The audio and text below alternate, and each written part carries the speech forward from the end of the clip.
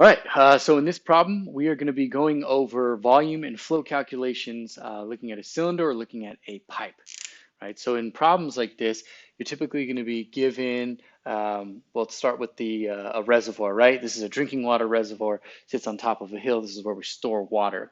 We're typically going to be given different measurements. One of those is going to be the diameter of the reservoir. Let's just say in this case, it's 150 feet. And we're going to be given some height, right? In this case, we'll say the height is 50 feet.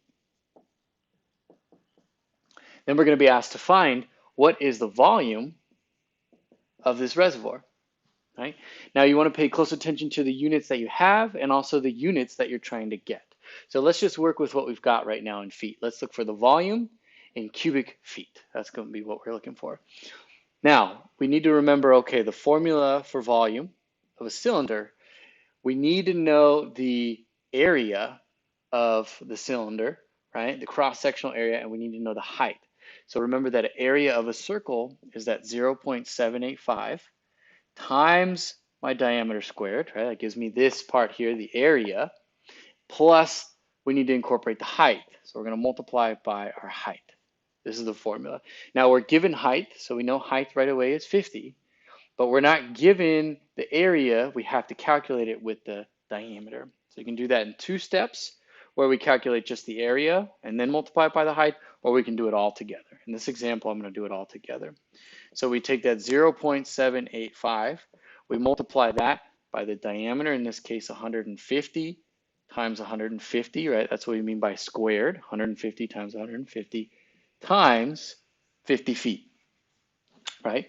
So this is where we're going to be at. So now we plug into our calculator that 0.785. Make sure you keep your decimals in the right place. We're going to multiply by 150 times 150 times 50. On my calculator, I get 883125. 883125. So we are looking at 833,125, in this case, cubic feet. Right? So that is how we figured out the volume of this cylinder given a diameter and given a height, right? And what we look at here with volume is we're looking at the capacity, right? We're looking at the total volume of this cylinder.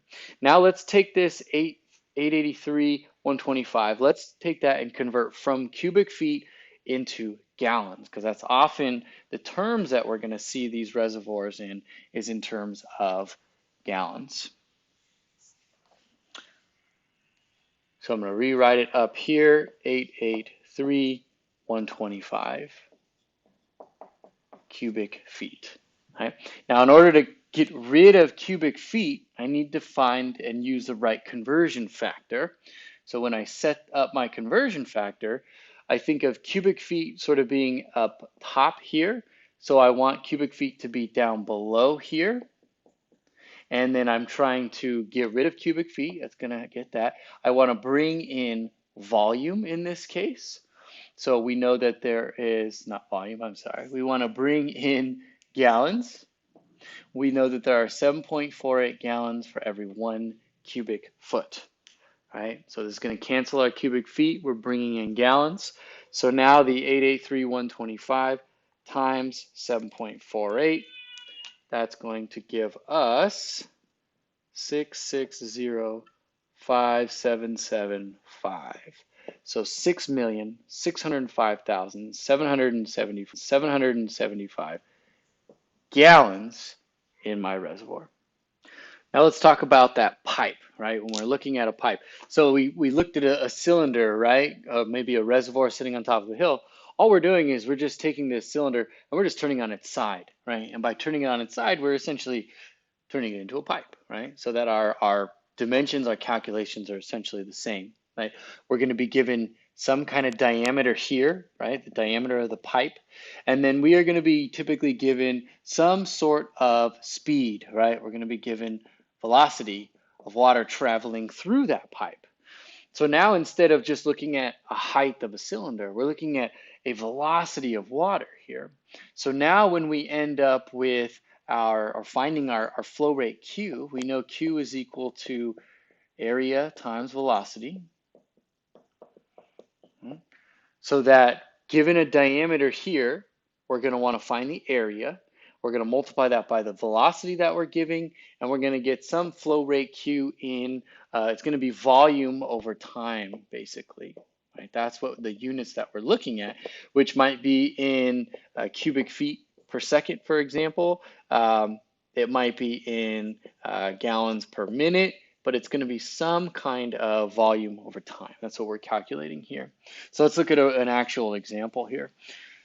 So let's say we're given a pipe with a given diameter of, let's look at a residential case, right? Residential situation here. So we're going to be given diameter of a pipe equal to 1 inch, right? 1 with the hash mark is inch, which is equal to same thing as 1 inch, right? Then we're going to be given a velocity in this case. Let's say our velocity is equal to 1 foot per second, right? So given this, I want to figure out what is my flow rate Q. And in this case, we're going to look at Q in cubic feet per second. So remember, Q is equal to area times velocity. We're not directly given the area, so we have to find it, right? So it's at 0.785 times my diameter squared. Now it's really important to note the diameter here is given in terms of inches, right? So we don't want to keep that in terms of inches, square it, multiply by feet. We're going to end up with these weird units of square inch per foot per second. We need it to all be in the same context. We need it to all be in terms of cubic feet per second. So we want to, in other words, kind of convert this inch from inches to feet. So we know that in order to do that, if we have 1 inch here, we want to convert that. We know that we need to have inches on the bottom. We know that we want to bring in feet.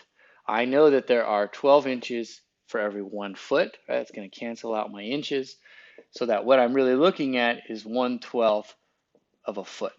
Now, you can run that number in your calculator if that's the way you want to do it, and do 1 divided by 12, and you end up with 0.083. It's 3333, we'll round it there, 0.083, and that's going to be feet. So now we can take that number here, 0.083, and that's now representing our diameter of our pipe in feet, right? Now we know we want to square that number, and then we're also going to multiply that by the velocity of water moving in our pipe at 1 foot per second. Okay? So now we're going to plug all these into our calculator.